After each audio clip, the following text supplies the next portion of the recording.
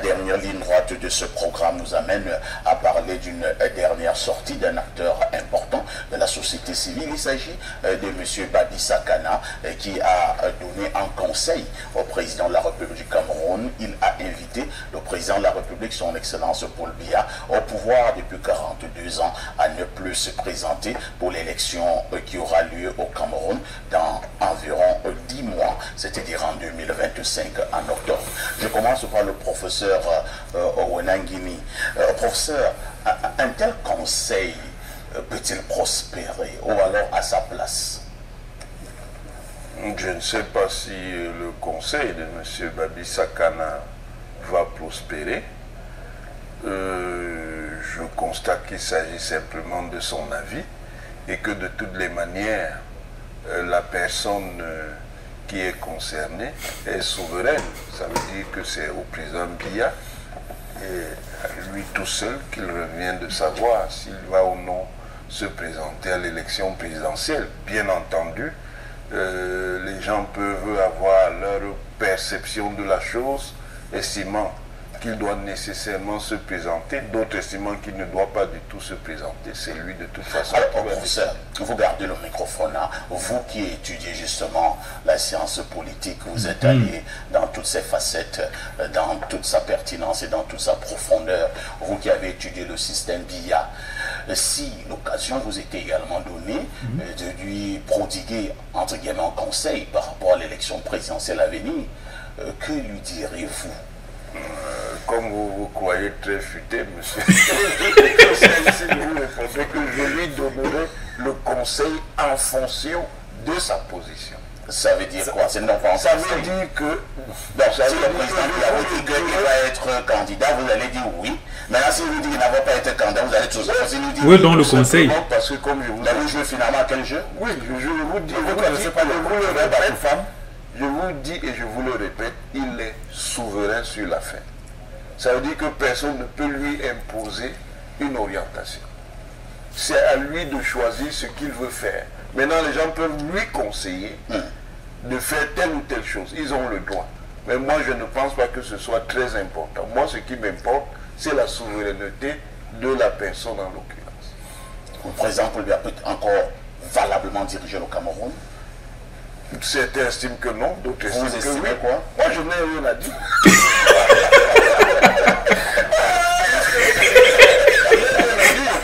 Tout simplement parce que ça revient à la souveraineté. Si je lui dis non et qu'il dit oui, il va vous punir. Si vous lui dites non, si vous lui dites oui, c'est pas bon. Je suis politologue, monsieur. Ce n'est pas bon. Le politologue est extrêmement... Je ne vais pas faire des conseils ou faire des choses en l'air. Je vous dis que ça revient à sa souveraineté. Maintenant, quand je regarde dans son comportement politique, faites-lui toujours des conseils. Merci. D'accord. On va passer la parole.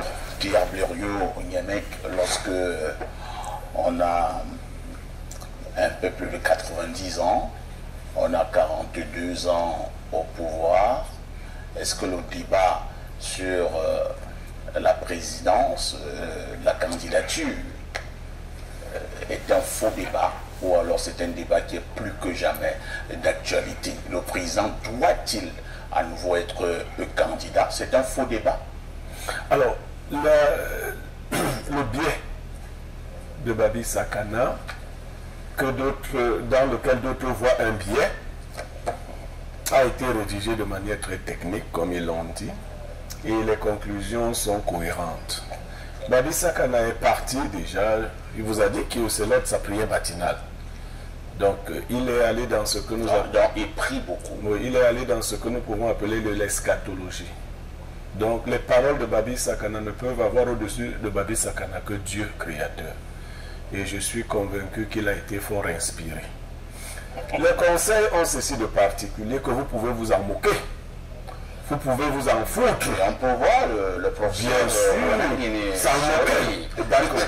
Mais sauf que les conséquences vont toujours... il faudrait toujours éviter les conséquences et suivre les conseils.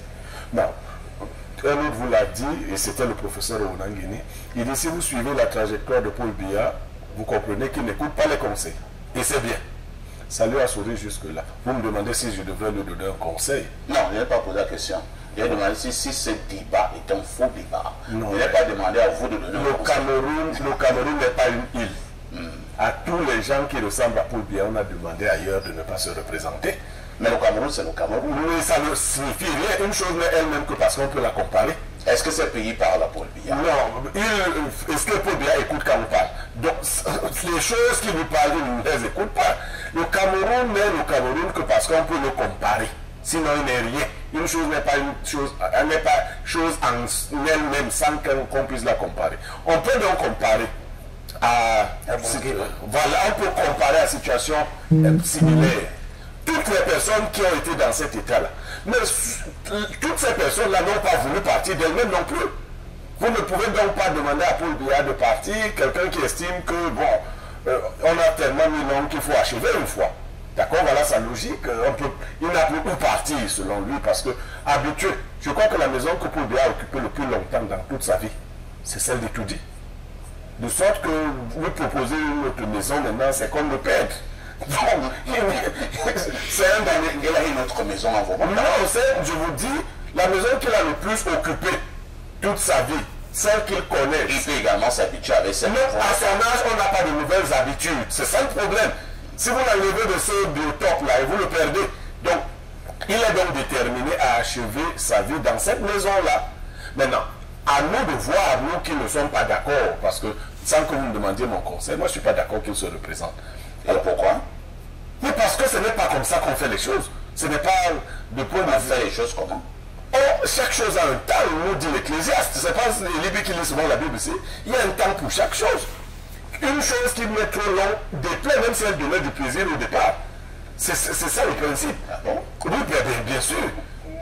Toute chose qui met trop long finit par déplaire, même si elle fait plaisir au départ. Ok? Nous avons chanté Dimasou de Emile Kange à l'époque. Les Jojo. Non, eh bien, ça c'est Emile Kange. Regarde les Jojo à chanter. Et si de suite, on a dit que si quelqu'un touche à Biya, on va mettre feu au Cameroun. On a dit que nous sommes là. C'est le type qui connaît les choses. Mais les choses qu'il connaissait sont passées. Aujourd'hui, c'est le même, nous lui disons, quand les Jojo est même devenu pasteur et tout le reste, pourrait-il encore chanter ce genre de choses, Emile Kange. Donc, Emile Kange était tout jeune quand il chantait. Emile Kange est très vieux aujourd'hui. Et Biya est toujours là. Donc, nous adjoignons à Babi Sakana et à toutes les bonnes volontés pour dire que président, c'était bon. Ça a trop duré, laisse. Très bien. Alors les amis, bonsoir. J'espère que vous allez tous bien et que tout se passe pour le mieux dans votre vie. Moi, je vais super bien, comme vous pouvez l'entendre. Alors, aujourd'hui, nous nous retrouvons pour une nouvelle vidéo et une nouvelle vidéo réaction. Vous savez, au Cameroun, la politique est un peu comme la religion. Un enfant qui naît des parents musulmans grandit étant musulman. Un enfant qui naît des parents chrétiens grandit étant chrétien et bien d'autres. C'est un peu comme ça que se passe la politique. Quand tes parents sont du RDPC, dans la plupart des cas, je ne suis pas en train de généraliser la chose.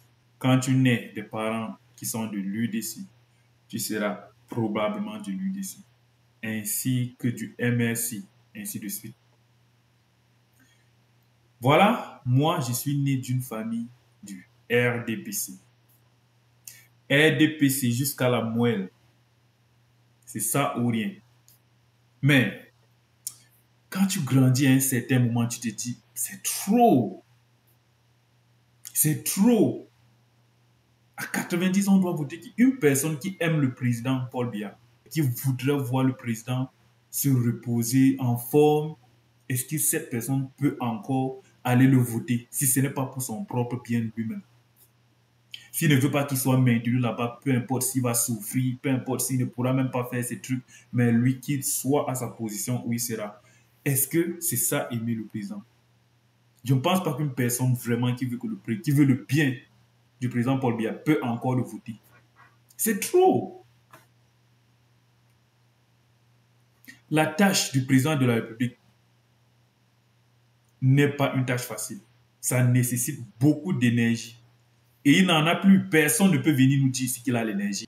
On pose la question au professeur Ouwenangini. Il dit, en tant que politologue, il ne peut pas donner son avis. Un politologue ne peut pas conseiller une personne. Si le président dit qu'il reste, je suis d'accord avec lui. Si le président dit qu'il part, je suis d'accord avec lui. Où est donc ton conseil? On ne t'a pas demandé d'aller l'écouter. On t'a dit, quel conseil donnerais-tu au président? Incapable de le prendre. Moi, je n'ai vraiment pas de problème avec le RDPC. Je n'ai aucun problème avec le RDPC. Tous les trucs que les gens du MSI sont en train de raconter, les gens des autres partis, la gouvernance du président a été catastrophique, a été ça, a été ci. Personne ne sait si c'était eux, ils auraient fait mieux. Personne ne sait parce qu'on connaît bien les Camerounais. Quand c'est pour bavarder, ils sont trop forts. Mais quand il faut vraiment être à la tâche, on ne voit plus personne. Les opposants sont là en train de dire ceci, c'est ça. Moi, c'est ce que je veux. Je veux qu'on vote un nouveau président. Je veux que le Cameroun ait un nouveau président. Et là, on voit parce qu'on a tellement bavardé. Mais le président, moi, je pense qu'il est fatigué. Si un bon candidat pouvait sortir du RDPC, tout le monde du RDPC n'est pas mauvais. Ne laissons pas les gens là nous distraire. Parce qu'on fait maintenant comme si tous les gens qui sont du RDPC sont mauvais et tous les gens des autres partis sont bons. Donc, c'est eux qui peuvent bien gérer le Cameroun. Non. Il y a des bons partout, il y a des mauvais partout. Il est bien vrai que dans le RDPC, la majorité, là, soyons clairs, c'est eux qui dirigent le Cameroun. La majorité d'entre eux sont nuls. Nuls. Il y a pour dire la vraie vérité. Mais, être du RDPC, ça ne veut pas dire qu'on doit prendre les membres du gouvernement. Non, il y a des gens du RDPC qui ne sont pas cadres au Cameroun.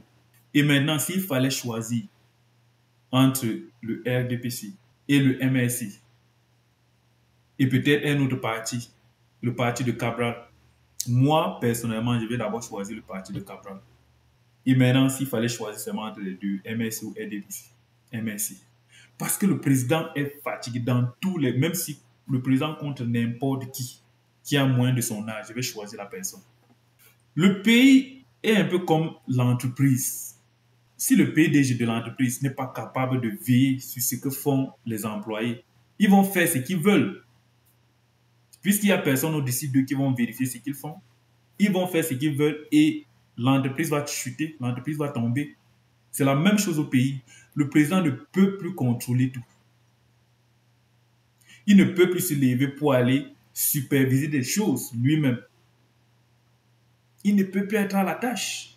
Alors les amis, dites-moi ce que vous pensez de ce petit extrait en commentaire. Je veux entendre vos avis. Et pour ceux qui ne sont pas encore abonnés, s'il vous plaît, abonnez-vous à la chaîne, likez et laissez un commentaire. C'est free.